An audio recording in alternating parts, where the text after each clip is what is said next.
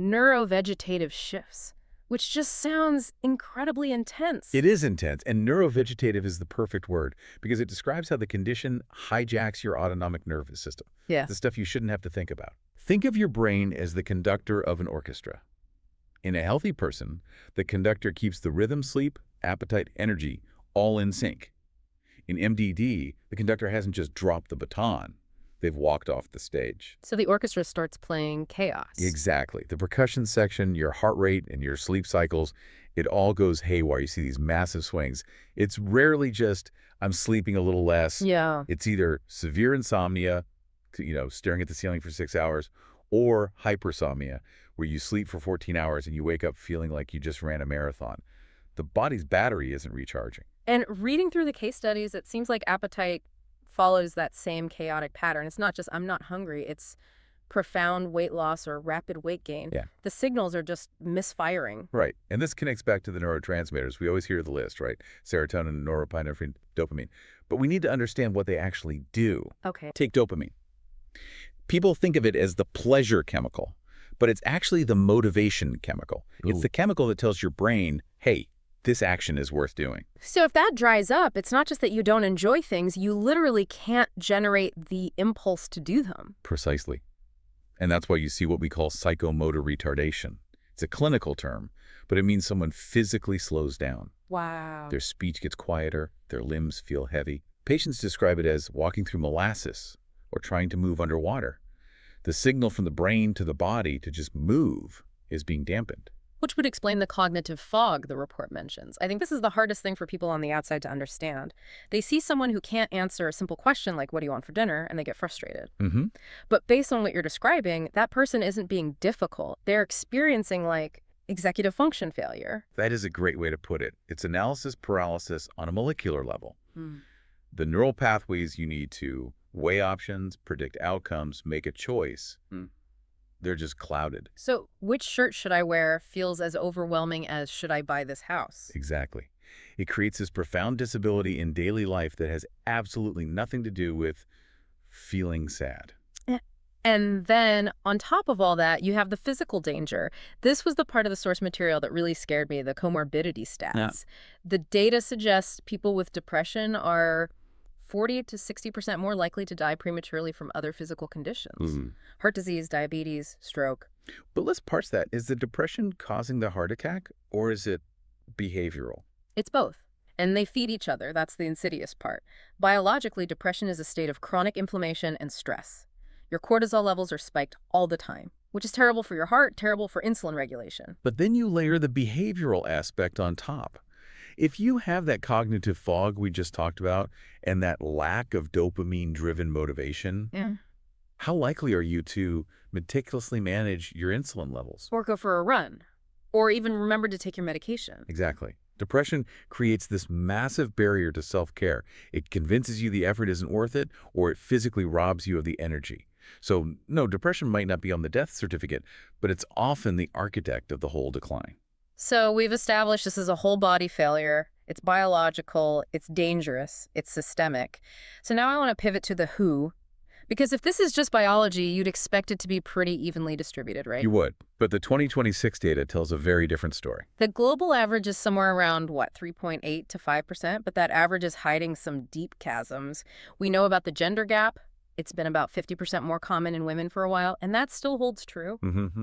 And especially the rates of perinatal depression affecting 1 in 10 new mothers.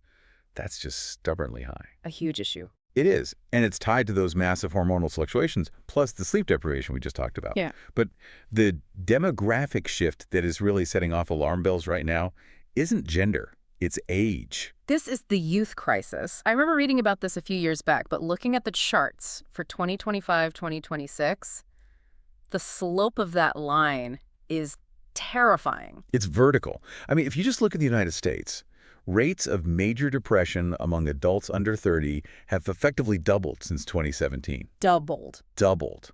As of last year, 2025, that rate hit 26.7%. Wait, pause on that. 26.7%. That's more than 1 in 4. More than 1 in 4 young adults is meeting the clinical criteria for a major depressive episode. Okay, I have to play skeptic for a second. Is this just awareness? Are Gen Z and Gen Alpha just more comfortable talking about their feelings than boomers, so they're ticking the box on a survey? That's the most common question we get, and it's a fair one. And for a while, researchers thought, maybe that's part of it, a small part. But you can't fake the hospitalization records. You can't fake the suicide attempt data. Those hard metrics are tracking right alongside the survey data. This isn't just people being more open. This is a generation that is objectively suffering more. And the contrast with older generations is so stark. It is. For adults over 60, the rate is about 5.7%, which, that's still millions of people. We can't ignore them. Yeah. But the burden of this illness has clearly shifted onto the shoulders of the youngest adults. Which just begs the question, why? Our biology, our brains, they haven't changed since 2017, so something in the environment has to be acting as an accelerant. And that leads us to what I think is the most important part of this whole deep dive. Section 3. The accelerants. We have to look at the context these young people are living in. And you can't talk about the mid-2020s without talking about the long shadow of COVID-19. It feels like we're all tired of talking about the pandemic, but the data says we can't stop yet. We can't.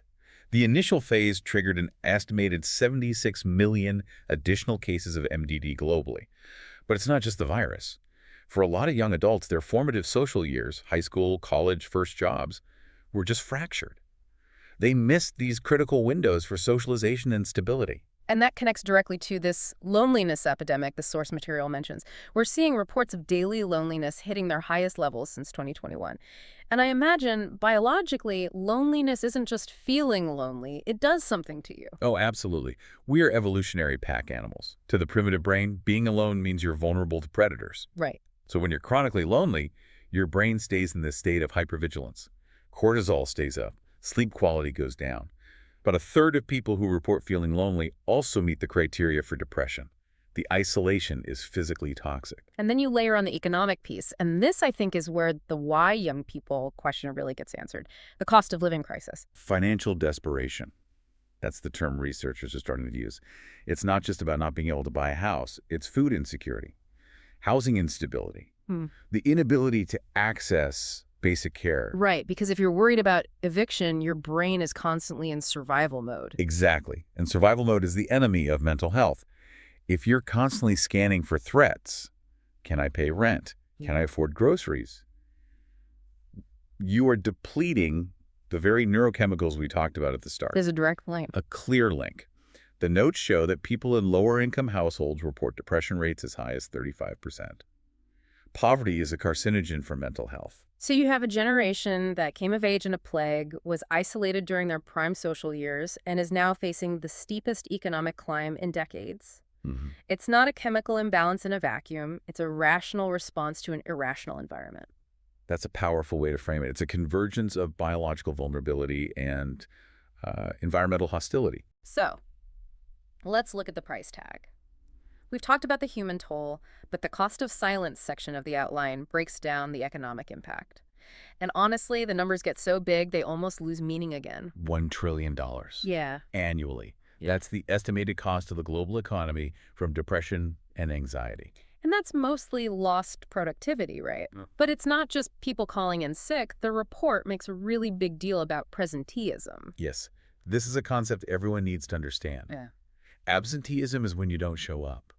Presenteeism is when you're physically in the chair, you're on the Zoom call, you're at the register, but the lights are on and nobody's home. It goes right back to that cognitive fog. Right back to it. You're there, but you're making mistakes. You're staring at a spreadsheet for an hour and absorbing nothing. You're irritable with customers.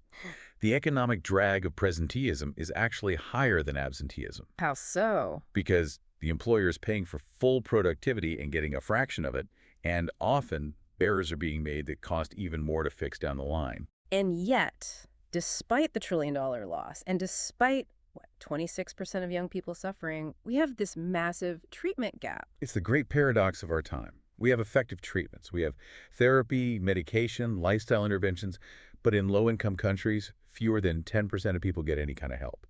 But even in the rich countries, the numbers are hardly a victory lap. No, not at all. In the U.S., nearly 40% of adults with MDD go untreated. That could be cost, which we know is a driver, or the shortage of mental health professionals, or just that lingering stigma that says, tough it out. And that tough it out mentality brings us to the ultimate cost, We need to slow down for a second here and talk about mortality, because we mentioned heart disease, but we can't ignore the third leading cause of death for people aged 15 to 29. Suicide. It's a heavy statistic, but we have to face it. Globally, over 720,000 lives are lost every year. 720,000. That's a city the size of Denver or Seattle just wiped off the map every single year. And every one of those numbers is a family devastated, a community scarred. It is the ultimate endpoint of untreated, severe depression. It highlights why we cannot treat this as just feeling blue. Yeah. This is a life or death condition. And if you're listening to this and this conversation is hitting a little too close to home, maybe you're feeling that fog or that heaviness, please know there is support. In the US and Canada, the number is 988. You can call or text the Suicide and Crisis Lifeline 247. It is free, it's confidential, and it's there for exactly this reason. Please use it. There is no biological rule that says you have to do this alone. As we wrap up this deep dive, I'm just trying to synthesize it all. We've gone from the microscopic mechanism of dopamine receptors failing all the way up to the generational trauma of a pandemic to a trillion-dollar hole in the global economy. It is a lot to take in. It is. But the thing that really sticks with me is that accelerant section. We spent so much time in the 90s and 2000s looking for the depression gene or the internal flaw. Yeah. But looking at this 2026 data, the drivers seem increasingly external. It's loneliness, it's the cost of rent, it's the aftermath of a global disaster. It raises a fascinating and I think somewhat provocative question about the future of public health. And that's the thought I want to leave you with today. If the drivers of this modern epidemic are so clearly economic and social, if the root cause is that people are lonely and broke, does that mean the cure for the next decade isn't going to come from a pharmaceutical lab? Do we need an economic cure for a medical problem? That might be the only way we ever get that 1 billion number to start going down. Something to think about. Thanks for being with us on the deep dive. Take care of yourselves and check in on your friends. We'll see you next time.